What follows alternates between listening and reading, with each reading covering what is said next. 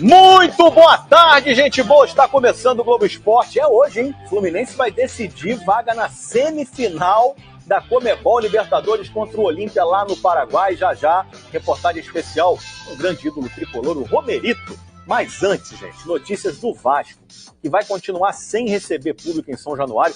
Está causando indignação do torcedor do Vasco, do próprio clube. Duda Dal Ponte vai trazer pra gente as informações sobre isso. Tudo bem, Duda?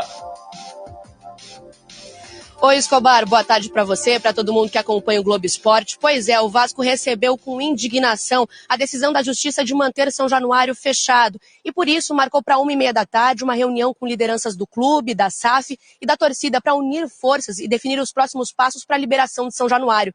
Representantes da Associação de Moradores da Barreira também vão participar dessa reunião, porque foi citado como um dos fatores aí que gerem segurança pela Justiça a proximidade do estádio com a comunidade.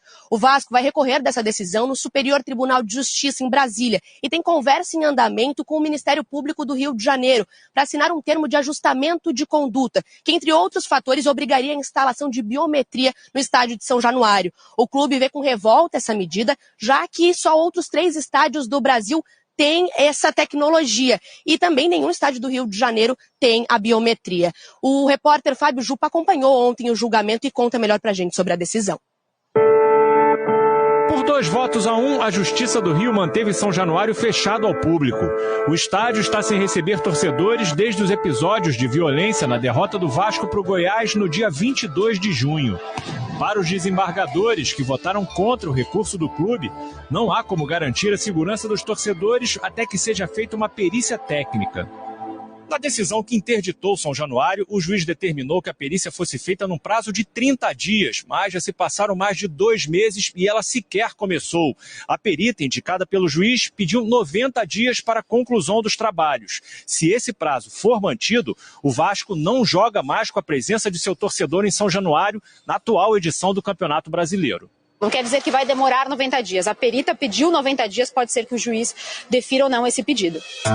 O Vasco vai entrar com recurso no Superior Tribunal de Justiça. Mas se a diretoria chegar a um acordo com o Ministério Público por um termo de ajustamento de conduta, o processo é automaticamente extinto. O MP exige que o Vasco instale um sistema de biometria nas catracas de São Januário para impedir o acesso de torcedores infratores. O Vasco está aberto e está disposto a atender, óbvio, dentro do possível, as medidas para aprimorar a segurança de São Januário. É isso que a gente vai fazer até obter a liberação. Agora, vamos falar do negócio que está chateando o torcedor vascaíno e quem gosta de futebol. Porque São Januário não deixa de ser, tem lá seus problemas, mas não deixa de ser um templo do futebol carioca com muita história. Construído com o suor da população, do trabalhador, do torcedor vascaíno. A vida inteira teve jogo em São Januário. Eu joguei 300 vezes na base lá com torcida. Você também, profissional, você jogou, já fiquei no banco várias vezes também no profissional. E, rapaz, teve uma decisão aí ontem que deixou o torcedor chateado. Se o torcedor não pode entrar em São Januário, Thiago Carvalho entrou. Está dentro, bota ele para mim, dentro do estádio aqui, onde o torcedor deveria estar com o mando de campo do Vasco, mas também o torcedor não é um homem de ferro que entra voando que nem o Thiago. Thiago Carvalho, conta pra gente dessa decisão aí, brincadeira que estão fazendo com o Vasco da Gama, meu amigo. Boa tarde. Boa tarde, Evê. Boa tarde, Flávio. Boa tarde, Atisson. Pois é, nós estamos aqui dentro de São Januário, mas o torcedor não vem aqui há 70 dias, né, GV? A última vez que o torcedor do Vasco pôde vir ver o clube aqui dentro do estádio foi naquela partida contra o Goiás, no dia 22 de junho. A gente lembra que naquele jogo aconteceram algumas questões que atrapalharam a partida, após a derrota do Vasco por 1-0. Alguns torcedores jogaram objetos dentro do gramado, etc. e tal, e o Vasco foi punido esportivamente e também no Tribunal Comum. Desportivamente, o Vasco já cumpriu 4 jogos sem poder trazer o torcedor aqui para dentro de São Januário, mas no Tribunal Comum ontem foi mantida a decisão de manter os portões fechados por 2 2-1. Bom, hoje o Vasco, junto com algumas lideranças, tanto da SAF quanto da associação, vai se reunir aqui 1h30 da tarde em São Januário, uma reunião para definir quais são os próximos passos para tentar reabrir os portões aqui do estádio. Bom, a gente lembra que o Vasco está impossibilitado, então, de jogar aqui dentro de São Januário com a torcida, porém, sem torcida ainda é possível. O próximo jogo do Vasco como mandante aqui é justamente contra o Fluminense. O Vasco não tem alvará da Polícia Militar para jogar clássicos dentro de São Januário, porém, contra o Curitiba, na rodada seguinte, o Vasco já poderia receber jogos aqui em São Januário com o torcedor, isso é claro, se conseguir reverter a situação. O Vasco vai agora ao Supremo Tribunal de Justiça, em Brasília, tentar reaver a situação que foi definida aqui no TJRJ, GV. Obrigado, Thiago Carvalho. Qualquer novidade, aí se Vasco recorrer e der certo, você chama a gente. Entra daí, entra do metrô, do trem, da sua Yamaha, de onde você estiver, só você chamar a gente. Né, voando, é o super-herói, ele pode voar. Cara, não tá fácil a vida do Vasco, né? Semana passada tava brigando na justiça para poder jogar no Maracanã. É acusado de destruir um gramado que já vinha ruim há algum tempo. Agora o Vasco torcedor não pode mais jogar no São Januário.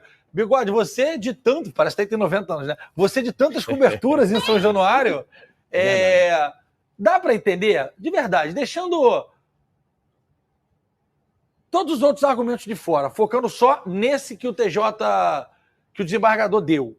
Que o Vasco precisa de uma perícia, São Januário de uma perícia. O problema é o estádio, é o entorno. O outro falou que era a comunidade, que era do lado. Agora tem que ter uma perícia. Vai fazer perícia na comunidade?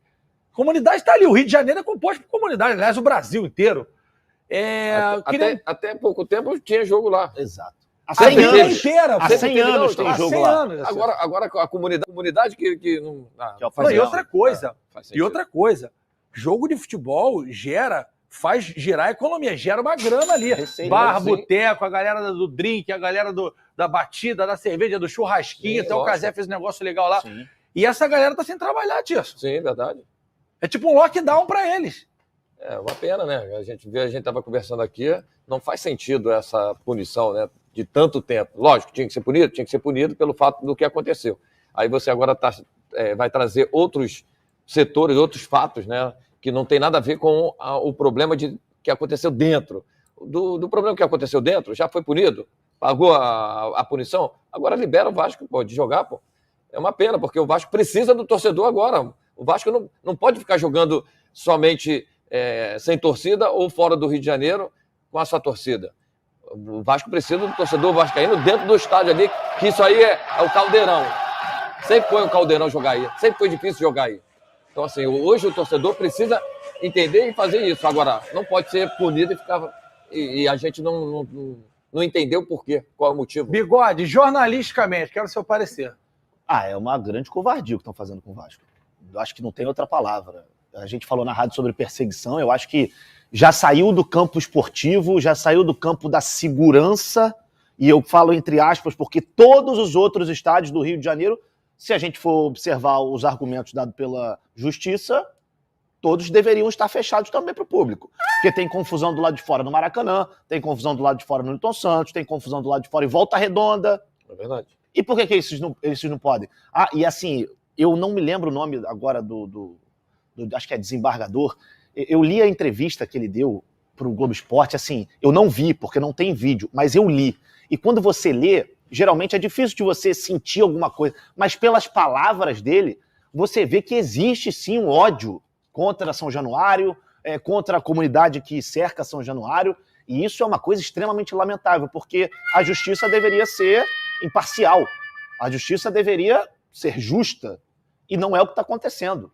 Quer colocar biometria? E aí ele ainda fala lá, e o ideal seria começar por São Januário, que é o pior de todos. É o pior de todos?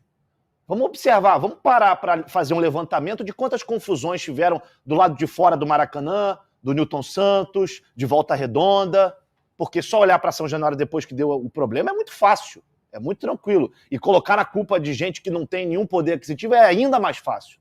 Então, acho que faltou muito bom senso, faltou uma sensibilidade muito grande.